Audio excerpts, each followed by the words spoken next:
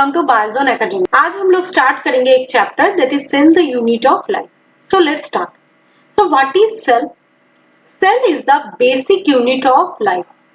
क्यों cell basic unit है? क्योंकि सेल के पास कैपेबिलिटी है कि सेल कंबाइन होके टिश्यू बना सकता है और टिश्यू कंबाइन होके ऑर्गन बना सकता है और ऑर्गन कंबाइन होके ऑर्गन सिस्टम बना सकता है, ऑर्गन सिस्टम बना सकता है और ऑर्गन सिस्टम कंबाइन होके एक ऑर्गेनिज्म बना सकता है। तो एक ऑर्गेनिज्म बनाने के लिए, एक लाइफ बनाने के लिए जो बेसिक यूनिट है वो कौन है? That is cell.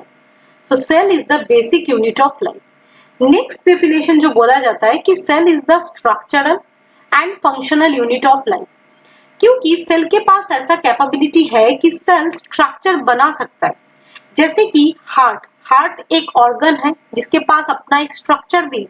तो हार्ट बनाने के लिए कोई पर्टिकुलर सेल्स रेस्पॉन्सिबल होगा और हार्ट के पास एक पर्टिकुलर फंक्शन भी है। वो फंक्शन क्या है कि वो टू पंप द ब्लड। इसीलिए बोला जाता है कि cell is the structural as well as functional unit of life. Next point है ऑर्गेनिजम्स को हम लोग on the basis of cell number दो पार्ट में डिवाइड करते हैं। जैसे कि एक हो गया unicellular organism made up with single cell. Unicellular, uni means single, cellular means cell. तो जो ऑर्गेनिज्म के पास सिंगल सेल रहेगा उसको हम लोग यूनिसेलुलर ऑर्गेनिज्म बोलेंगे। जैसे कि एग्जांपल हो गया एमीबा, बैक्टीरिया। ठीक है। Next thing is that multicellular. Multicellular मतलब made up with more than one cell.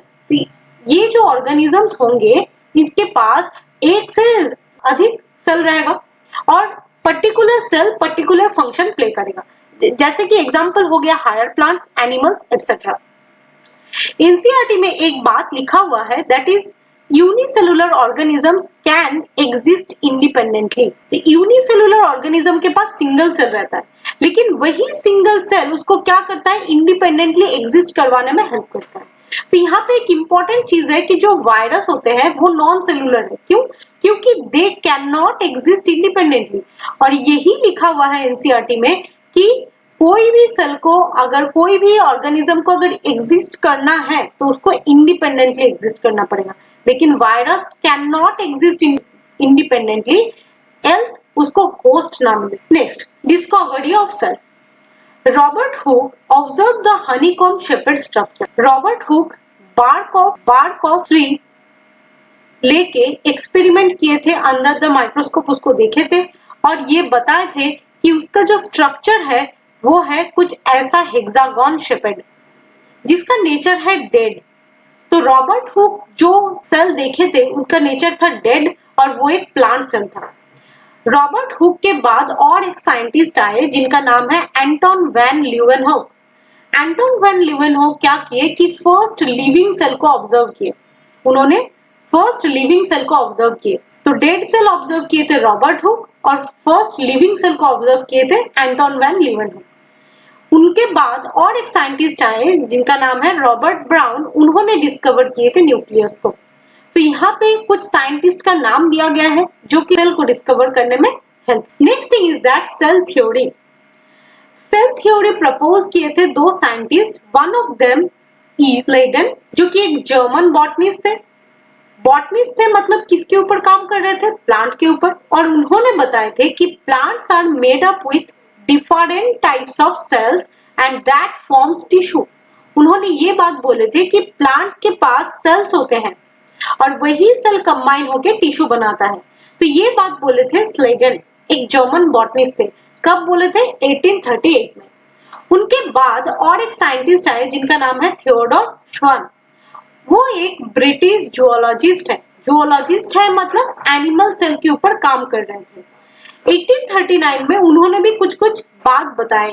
तो उनका जो पहला बात था कि every cell contains thin outer membrane known as plasma membrane.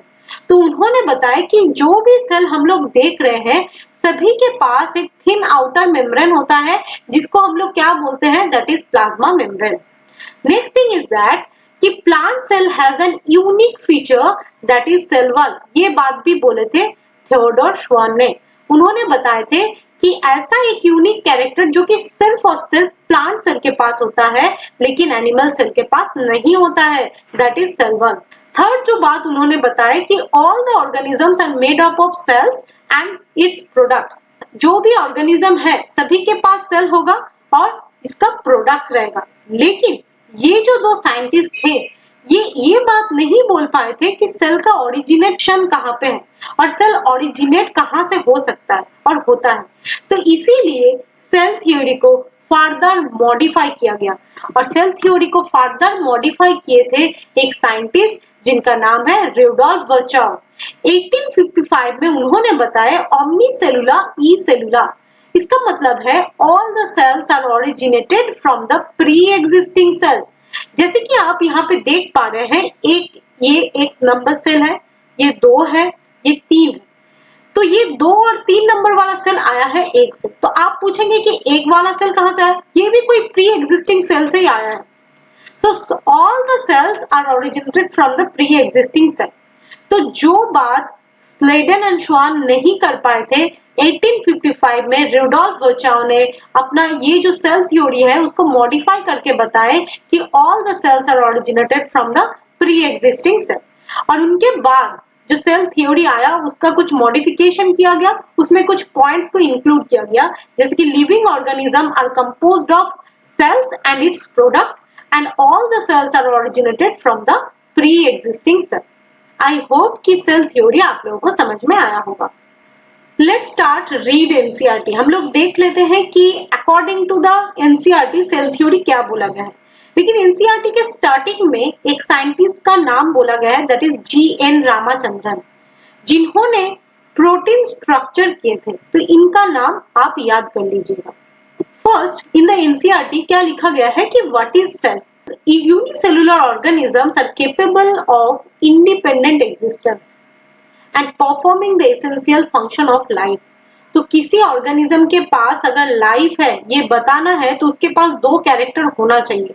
एक उसके पास इंडिपेंडेंट एग्जिस्टेंस रहना चाहिए और जितना भी एसेंशियल फंक्शंस है उसको परफॉर्म करना है, इंडिपेंडेंटली परफॉर्म करना है, ना तो किसी के ऊपर डिपेंडेंसी शो करना है।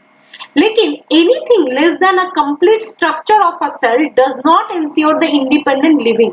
यहाँ पे एनसीईआरटी बात करती है अबाउट वायरस। वायरस के पास ऐसा कोई भी कैपेबिलिटी नहीं है, कोई भी मैकेनिज्म नहीं है जिससे वो इंडिपेंडेंट एग्जिस्टेंस शो कर पाए। Virus is always dependent on the host cell. So virus is not a cellular element. Next thing is that Anton von Leeuwenhoek first saw and described the live cell। हम बताएं Robert brown later discovered nucleus। ये सब के बारे में हम लोग discuss कर दिए हैं। About cell theory यहाँ पे कुछ पॉइंट एनसीईआरटी में लिखा हुआ है। First of all, that is in 1838 Matthias Sladen, a German botanist, उन्होंने एक बात बोले थे that plants are composed of different kinds of cells which form the tissue of the plant। ये बात स्लेडन ने बताए थे। उनके बाद और एक साइंटिस्ट आए जिनका नाम है थियोडोर श्वान। वो एक ब्रिटिश जूलॉजिस्ट थे और 1839 में उन्होंने बताया कि that cell had a thin outer layer which is today known as plasma membrane। तो ये बात बोले थे थियोडोर श्वान ने। उन्होंने ये भी बात बोले थे कि प्लांट के पास कुछ यूनिक कैरेक्टर रहता है जो कि एनिमल सेल के पास नहीं रहता है, that is the presence of cell wall. ठीक है। On the basis of this, Schwann proposed the hypothesis that the bodies of animals and plants are composed of cells and is products of cells। ये भी बात बोले थे Theodore श्वान ने। लेकिन स्लेडन और श्वान सेल थ्योरी एक्सप्लेन तो किए थे लेकिन ये बात नहीं बोल पाए थे कि how new cell are originated, कैसे न्यू सेल आता है। इसीलिए सेल थ्योरी को मॉडिफाई किया गया और सेल थ्योरी को मॉडिफाई किए रुडोल्फ वर्चोव। 1855 में इन्होंने बोले ओमनी सेल्यूला ई सेल्यूला, जिसका मतलब क्या है कि cell divides and new cells are formed from the pre existing cells. ठीक है। अब इसी के अनुसार सेल थ्योरी को मॉडिफाई किया गया और 2 पॉइंट्स वहां पे इंट्रोड्यूस किया गया। एक क्या है? all the living organisms are composed of cells and the products of cells, and the second thing is that all the cells are arise from the pre-existing cells। तो आई होप आप लोगों को cell theory समझ में आया होगा। Thank you so much.